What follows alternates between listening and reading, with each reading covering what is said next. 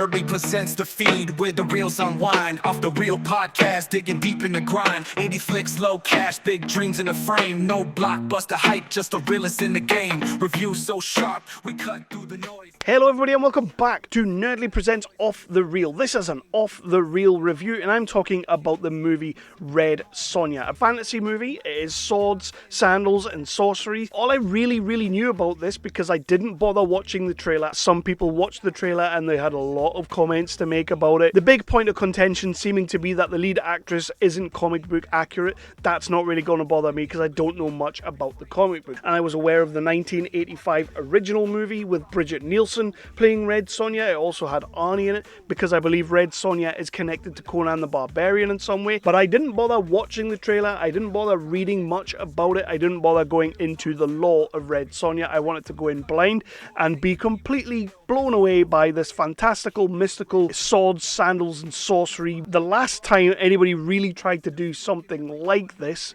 other than maybe Warcraft, is Uwe Boll.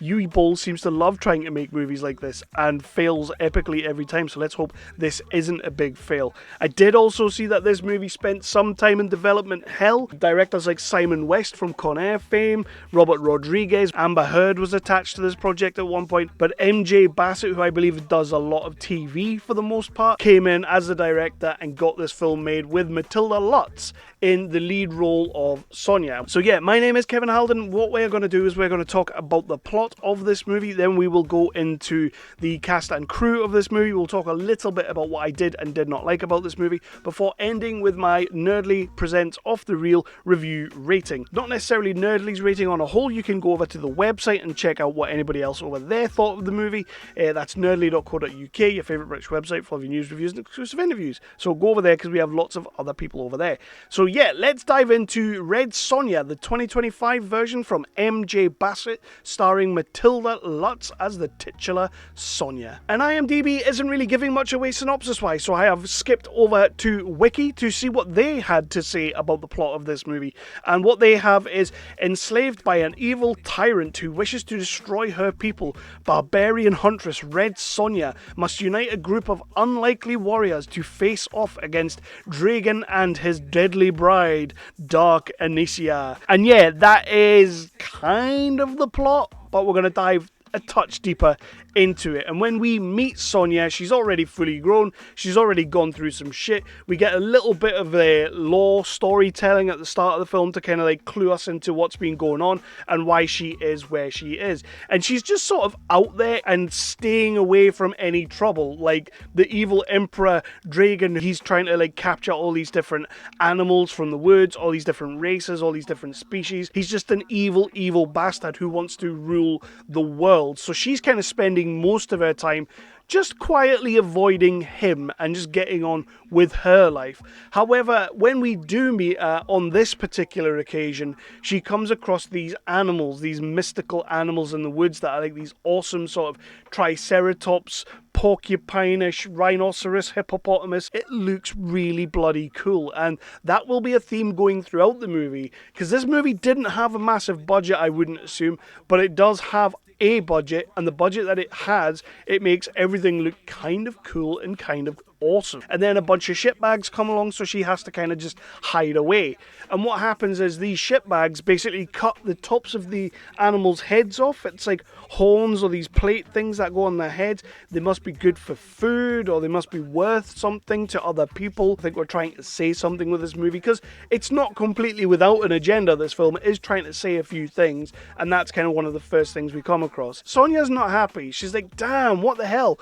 So she kind of follows these people, these bandits. She ends up taking them on, and then she's kind of on the run for a little bit and comes across this village, town, city, whatever you want to call it, and it's basically being pillaged by Emperor Dragan's people. Emperor Dragan comes in and he's just telling the people of this city, you're mine now, bow to me, there's nothing you can do about it. So Sonja then decides that she's going to go in and try and bust up some of his shit. Annisia, the aforementioned Dark Annisia that we talked about, she takes on Sonja, kind of finds her, comes across her, and then they end up having a battle. And I love this fight. These two characters, Sonja and Annisia, they have a few fights within this movie, and each one is better than the last. They just keep upping the ante, upping the ante. The fight, the choreography, everything about it, I was really, really into these scenes. This doesn't go very well for Sonja, and she ends up getting captured by General Karlak, who's kind of the number 2 sort of chief of the army. Next thing we know, we kind of turn the movie, and this is where we spend the bulk of the first half of the movie, or the first half of the movie,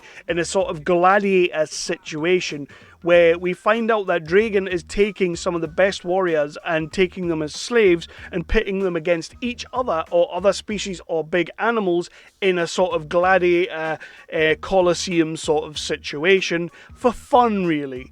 He's kind of just doing it for fun because he's a bit of a shitbag. And that's where Sonja meets all the other slaves and kind of realizes that, guys, if we fight together, we're going to be stronger. We don't have to do what they want us to do. I'm not going to kill for sport. Sadly, she does absolutely have to at some points, and that is what catapults her into this. But she does bring the gang together, and then basically they do this whole thing of trying to escape the Colosseum. They end up getting away, and that's when the second half of the movie kicks in, when it becomes this whole cat and mouse game of then trying to escape. She's trying to get back into the woods because there's more of her people, the Arcanians, within the woods, so she wants to get out there. But Emperor Dragan actually wants that. He wants to find more Arcanians within the woods, so he's just following her in the hopes that he's going to be able to find out where they are and take them all out. There's going to be a big battle. Everything's going to come to a head, and it's going to be awesome sauce. So there's really not much point going further into the plot because I just end up giving you spoilers. So let's get into the cast of this movie. And I'm going to start with Red Sonja herself,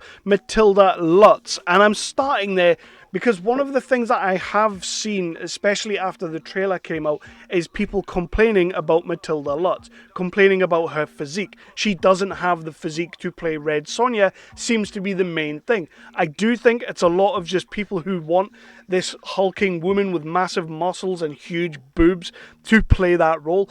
And that's totally fine because Bridget Nielsen did it in 1985 and she did it perfectly. We've had those kinds of roles over the years, and that is the kind of role that is synonymous with a movie like this. I didn't mind Matilda Lutz being in this. I think she's a cracking actress. I loved the movie Revenge. It was a great movie quite a few years back that she was in. She is spectacular in that film, and she's just as good in this, if not better. She's a lot better than most of the cast of this movie, and I don't think she doesn't have the physique to carry it. She has the chops to pull off the action, and that is what really mattered to me, was can she do the action? What I will say, there are two actors, and we'll get to the second one in a moment, but there are two actors in this movie that I thought maybe would have portrayed Sonja a little bit better. One of them being Rhona Mitra. Rhona Mitra is in this movie. She's got quite a small role in this movie, but quite a pivotal role as well. She kind of sets Red Sonja on her way. I love Rhona Mitra. I've always loved Rhona Mitra. She does action better than most people who do action. She's a cracking actress. Brilliant, can deliver dialogue, she can make me feel certain things. I love Rhona Mitra. Go and check out Doomsday if you want to see what Rhona Mitra can do. She's just an absolutely phenomenal actress. Yeah, I did see her in this, and I kind of thought, you maybe would have been a better Red Sonja than Matilda Lutz. And again, I'm not taking anything away from Matilda Lutz, but I did think that she would be a great Sonja. And possibly, like I say, this movie's been in development hell for years. Maybe at one point she was attached to be Red Sonja. Maybe at one point this was a role she was going to play. And I guess Sonja is like maybe mid to late 20s in this film. Rhona Mitra maybe isn't going to pass for that, but I would have been okay with you messing about with the age a little bit to get it to Rhona Mitra, but that's fine. Anyway, so Matilda Lutz is fantastic in the movie. She does the action choreography superbly. I don't care about the looks side of things. She wasn't overly sexualized, which I actually quite enjoyed. I didn't need it to be like that, so I'm all about Matilda Lutz. She's fantastic. Also, Wallis Day is in this movie. Wallis Day from Hollyoaks fame, but but also she played Kate Kane in the TV show Batwoman. I remember from that, absolutely brilliant. Not the best TV show ever, but she was good in it. And also she was Nyssa Vex in Krypton, another show that didn't get enough love for me. I genuinely thought Krypton was a cracking TV show. So yeah, Wallis Day as Annisia, and I've already said, like, the choreography that these women have in this movie, they are very strong, they're very bold. A lot of the men in this movie do take a back seat, which I quite liked for a movie like this, because we are supposed to be championing these badass bitch women, so that's what I'm all about. So yeah, I was a big fan of what Wallis Day did in this movie. Only thing is, I could have done with a little bit more of her. Michael Bisping is in this movie as Hawk, kind of playing alongside Rhona Mitra. Really cool to see Michael Bisping. He always plays like the big baddies, the big bodyguards, the henchmen in all these movies. Usually quite a small role, but he's getting there now. I have no problem with that. He is an MMA fighter. Martyn Ford as General Karlak. He plays sort of this man/animal hybrid general to the army. Really cool to see Martyn Ford. Always happy to see Martyn Ford in any kind of role. And in this, he's got the prosthetics on, so he does look a little bit different. Can't wait to see Martyn Ford in Mortal Kombat 2 as Shao Kahn. That's going to be the absolute nuts. But then when I see him in roles like this as well, I'm just like, yeah, Martyn Ford's doing everything right. Now, the scene stealer of this movie, the MVP of this movie, is Robert Sheehan. And again, no disrespect to Matilda Lutz, this is very much her movie. She's carrying it on her back. But Robert Sheehan, every time he turns up as Emperor Dragan the Magnificent, I just love him. I loved Misfits back in the day, one of my favourite sort of British TV shows that we've had over the years. I loved him in Killing Bono. I really do. The Umbrella Academy, another one that he was in. Robert Sheehan is one of those actors that I feel doesn't get any of the credit that he deserves. He's a fantastic comedic actor and can be serious when he wants to. And in this movie, he gets to hammer up and do the theatricals as much as he wants. Really kind of just elevates the whole piece and makes it that little bit different. So yeah, Robert Sheehan, the MVP of this movie for me. What I did and did not like about this movie, it's a little bit of a mixed bag. I think the cast are all doing a perfectly fine job. I thought everybody was doing what they were meant to do and really served the piece. It made it more of an ensemble piece. And when you're dealing with a fantasy tale with a bit of a lower budget, that's what you need. You need your cast to really bring it to the forefront. And I feel like they absolutely did. I would have preferred that this thing was done practically, because I just prefer practical movies, especially with swords and sandals and things like that. But if you're gonna do CGI, you kind of have to make sure you do it right and not too silly in places. And you have this big Cyclops beast halfway throughout the movie, and honestly, I thought that was one of the best effects of the film. I thought it looked absolutely fantastic when it first appears. There is a moment a little bit later when it sort of like is doing the big escape scene. It does look a little bit ropey, and in terms of like epic size and scale, it's kind of gone from being this huge hulking thing to like almost this little toy. But honestly, I was okay with it. I got past it because it didn't last too long. And the things that don't work in this movie, you will realize that there is a little bit of janky editing in places, but I feel like it's because in the edit they realized that something just wasn't quite working, so they give you this really weird sort of smash cut. You'll know when you see the movie. It doesn't take you out of the film. If that's the creative way you're going to do these things, I am okay with that, and I will let you off with that. This movie's an hour and 50, and as I mentioned, we have the first half of the movie, which is kind of like Gladiator, and we have the second half of the movie, which is Kingdom of Heaven or something like that. I feel like this movie could have lost 10, 15, possibly 20 minutes. They do have a lot of moments in this movie where we kind of stop for world building. It's not necessarily going to make me go and read the comic books to find out more lore on anything like this. So I felt like some of the world building I didn't necessarily need. I appreciated it because it does immerse me in this universe that little bit more, so I did appreciate it. But when you're looking at a 1 hour and 50-minute movie, maybe cut some stuff elsewhere to give us those moments. So there's not much else that I didn't like. I thought the score was fine, the music was fine. I thought the editing was okay. Yes, there were moments. I thought the cinematography at times was excellent. The special effects at times were excellent. And the acting is pretty damn good. Again, I've seen people complain about not being comic book accurate, Matilda Lutz. And I think those people need to maybe put down the comic books, get out their mum's basement and go out and touch some grass. It's not really a problem, I'm sorry, because she's a damn fine actress and she's doing a really good job of holding this movie up in all the places that she needs to hold it up. So I might as well get into my final rating of this movie. And I have spoken quite highly of the movie. I do have some issues with the movie. It's definitely not perfect.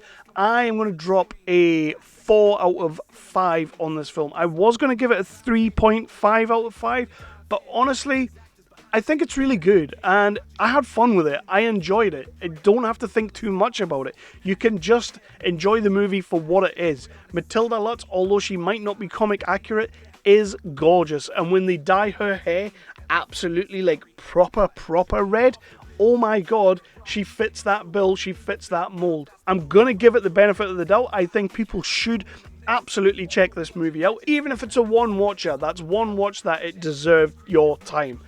4 out of 5 from me. I think MJ Bassett as a director has done a cracking little job here.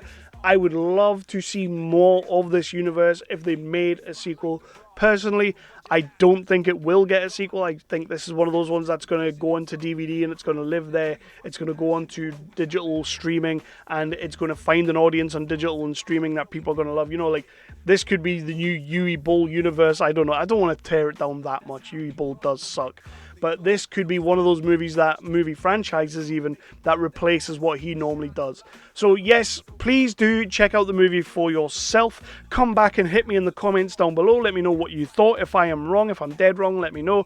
If I'm right, or if I'm part way wrong, part way right, but you think, you know what, I watched it and I enjoyed it, drop that comment down below and let me know more, and I will comment back. We will carry on the conversation down there. For now, Red Sonja is a 4 out of 5 from me, and I hope people check it out. And if I don't see you at the movies, I'll see you in the next review.